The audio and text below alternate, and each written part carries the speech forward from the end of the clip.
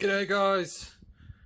So today's video is part 2 of the Dancing Wings mini ugly stick build series.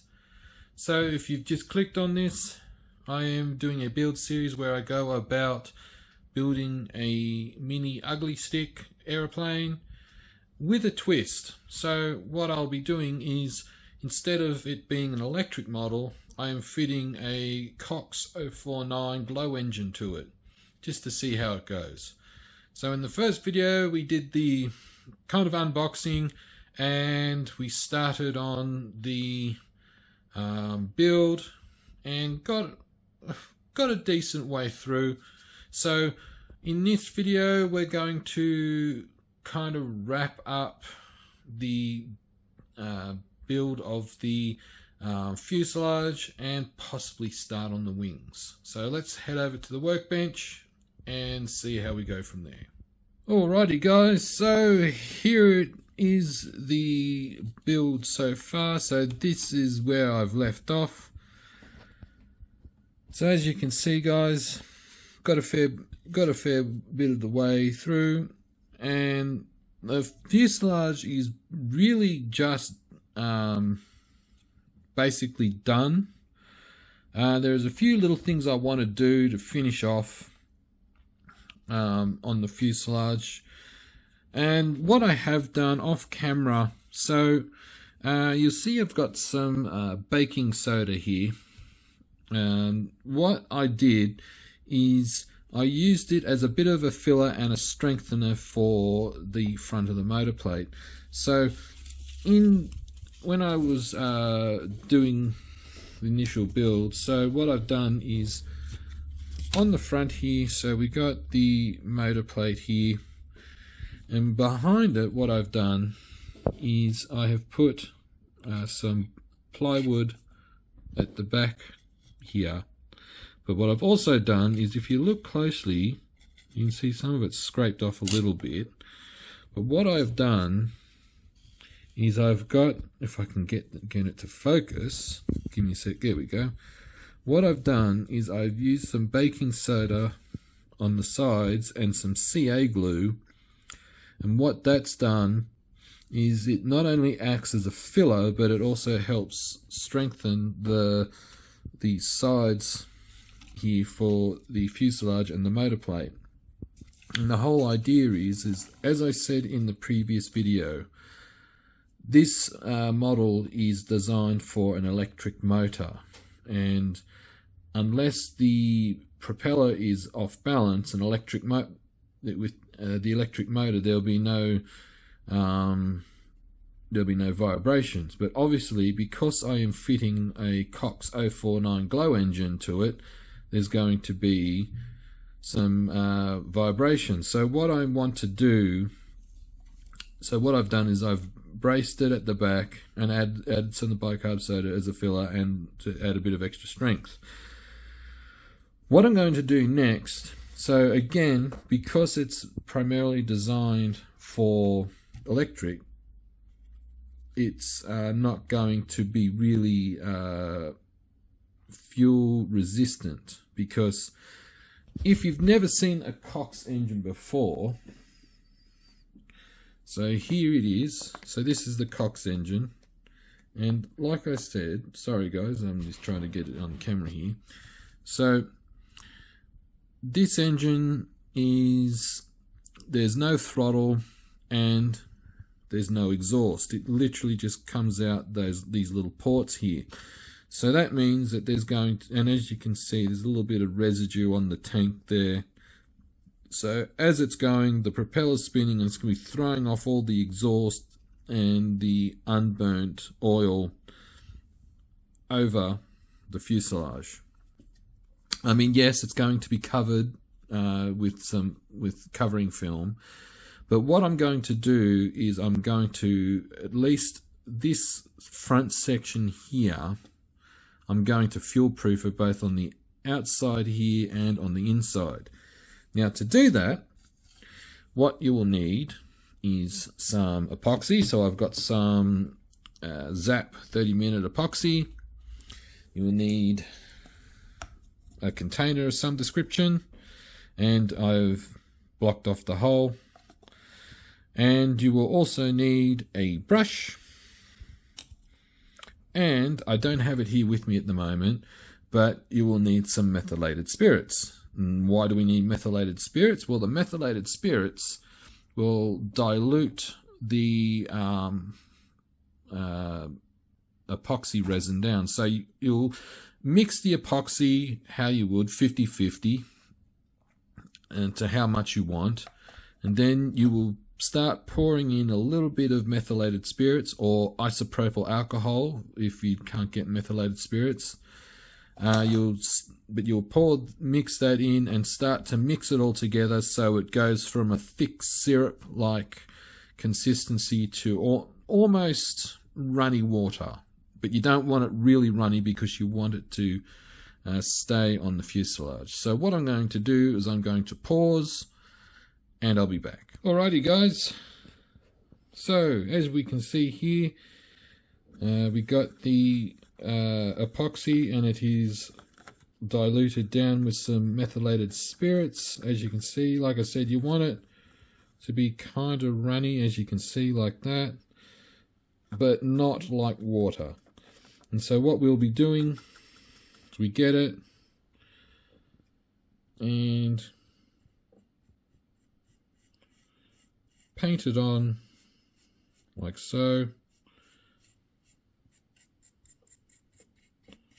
And the whole idea is with the methylated spirits, because it is an alcohol, it will evaporate, but it will also help the epoxy to soak into the wood and seal it and hopefully fuel proof it. So it's going to be a bit hard to do this one-handed, so I'm going to pause here, do the rest off camera, and we'll be back. Alrighty guys, so what I have done is to about here, as you can see from the shine, I have painted this section with epoxy, and seems to have gone very well. So what we need to do now is wait for it to dry and set. So unfortunately this is going to be like a 24-hour thing, so we'll leave that for 24 hours and we'll be back. Alright guys, so we have left the epoxy to cure overnight, well, over 24 hours. Now you're probably wondering why I only did it up to here. Well, partly because this probably because the wing will come to obviously finish here, and we have the engine will be mounted there, and the exhaust gases and fuel, like unburnt oil, come over and probably end up around here in theory.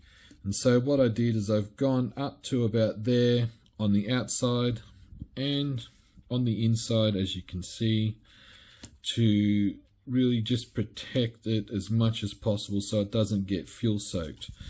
But also I've done the front as well, as you can see from the shine as well. So partly to fuel proof it, but also to give it a bit of added strength as well. Now the next thing I want to do is basically not permanently, but start mounting I'll mount the engine.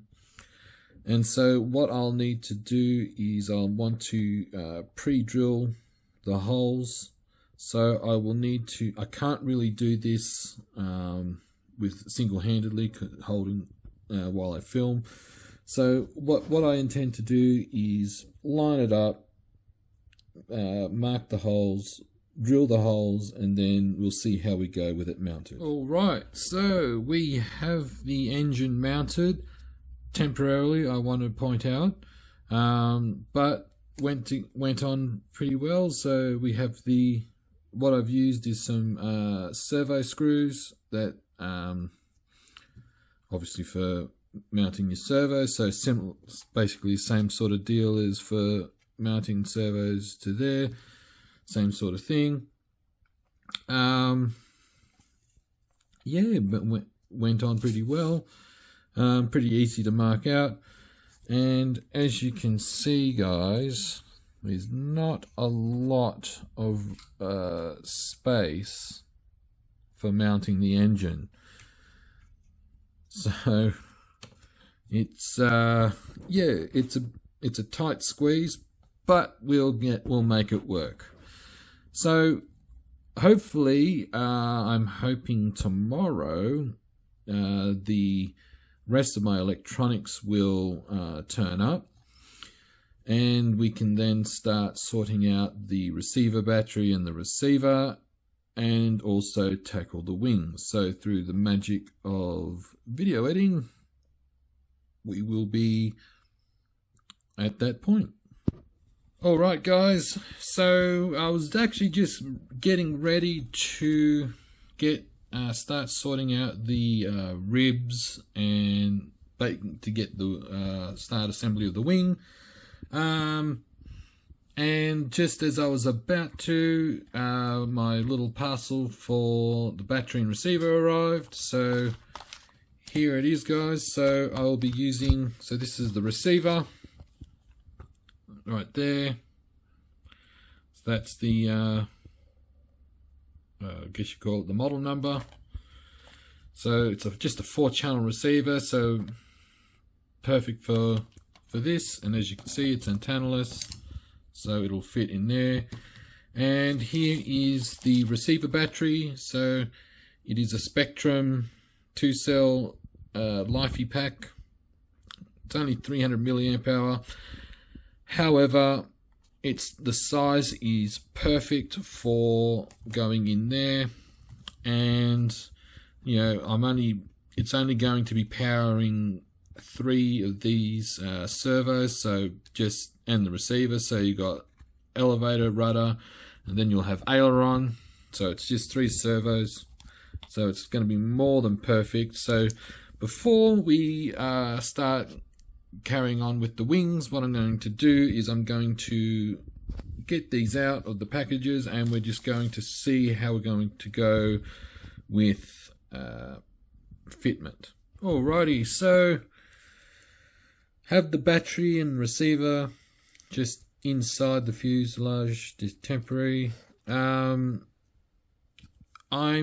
was initially going to have the, hang on a sec if I can just get it out, and of course it gets stuck while I'm filming.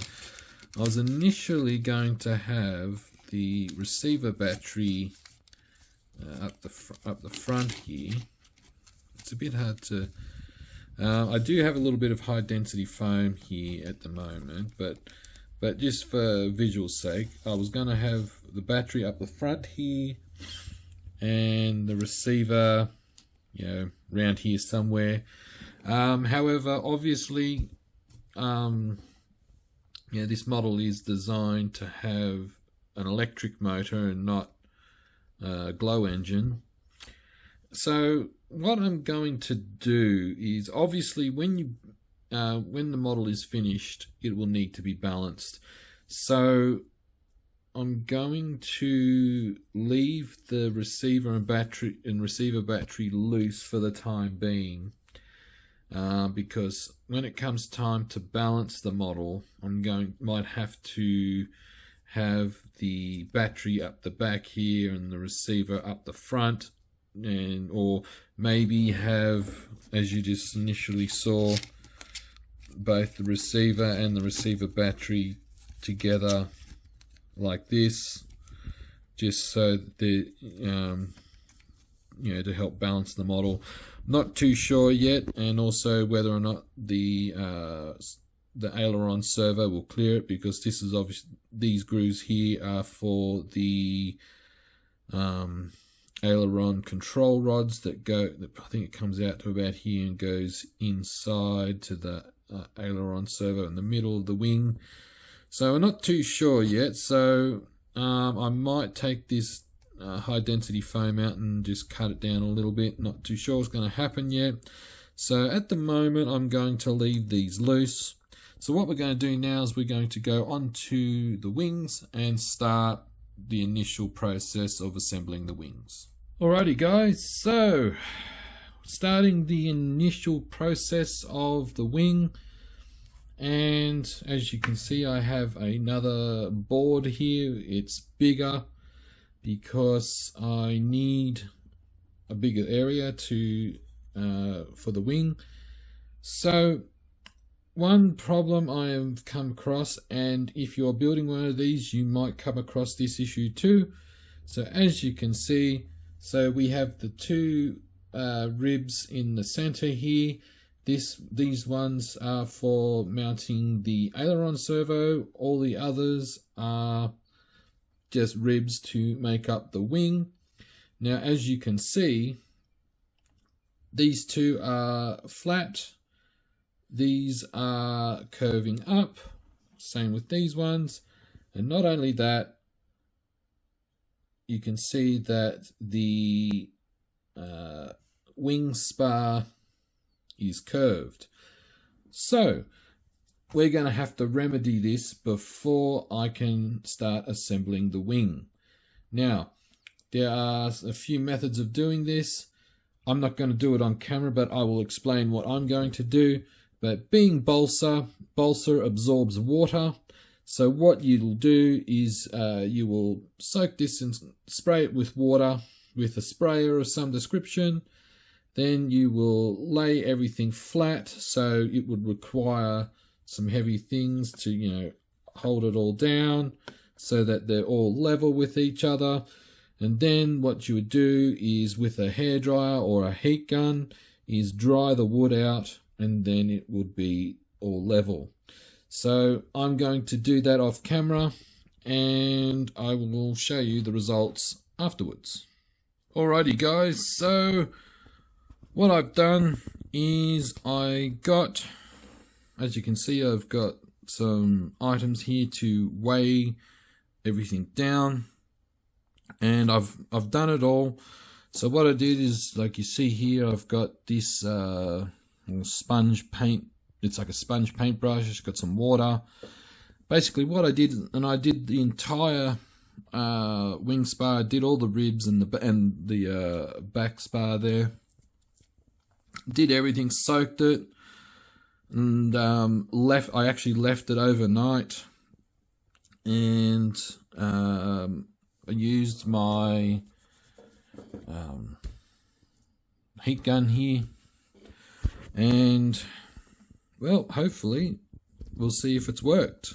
So as you can see, I've got glasses on the back here, basically just to hold everything down onto this flat surface. So let's see how it's gone. So that.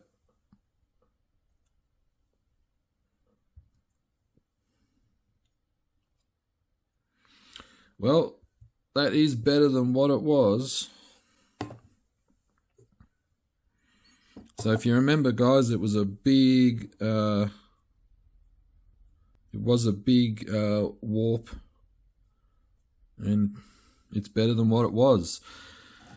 So guys, what I'm going to do now is I'm going to start with the gluing, and what I will do is I still will use a bit of weight, like for instance on here, to hold everything down, so that when the glue dries, it's dried in a flat, perfectly flat condition. And I will be back. Alrighty guys, so we have basically the majority of the wing completed. So as you can see here, I have put the leading edge on now, got the top and bottom sheet put on. So now what needs to be done is to shape the leading edge. And so to do that, it has to conform to that shape there. So one of the tools I have here is This is like I guess they call it like a planer. You shave off the balsa.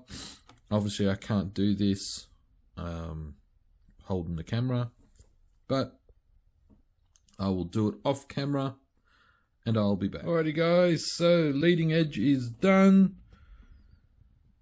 Took a little bit of time and so forth, and as you can see, I used my planer here to shave off the excess material and then sanded it, and that down there is the results of the what's left, or what was taken off rather. So hang on a sec. So yeah, so a bit involved. I'm going to later, when I've finished filming, I'm going to go with some wood filler just to fill this in, make it nice and neat. And so the next part is putting on the wing tips and getting the control surfaces ready. So what I'll do is I will do majority of it off camera, and I'll show you what's next to be done. Alright, so what I'm doing right now guys is I am preparing the control surfaces for the hinges. So with the ailerons here, and this will be the same for also the elevator and rudder. It's like the same process. So we see here that there are no slots for the hinges. So what I have done is, you can see the markings here. So I've put the control surfaces, so in this case the ailerons, up against the wing and lined up where I want the hinges to go. And there's one of the little hinges, and so I've marked where I want to put each hinge so that the slots will line up. And then what we'll do is, we can't just put the hinges on and glue it because we have to cover it. So we have to take it off, cover it, and then put the hinges on and attach it to the wing. And again, it's the same process for the elevator and the rudder. So what I'm going to do guys, again, do this off camera and we'll be back. Alrighty, so everything has been done. So I have here one of the hinges. So as you can, gotta be very careful, they are very small. But you probably can't see too well on camera, but I have made all the slots there for the hinges. And I have done that on the main wing as well, as you can see. So it's all been done, and there's not really more to do now than to cover the wings and to cover the fuselage. So it's going to be the exact same process here for the vertical and horizontal stabilizers for the elevator and the rudder. Exact same thing. So I'm going to wrap this video up here guys, and so the next video will be, I guess you could say, doing the covering and finishing of the model. So I hope you've enjoyed this video guys. If you have any questions, please don't hesitate to ask and drop a comment. But until the next video guys, enjoy your hobby and cheers.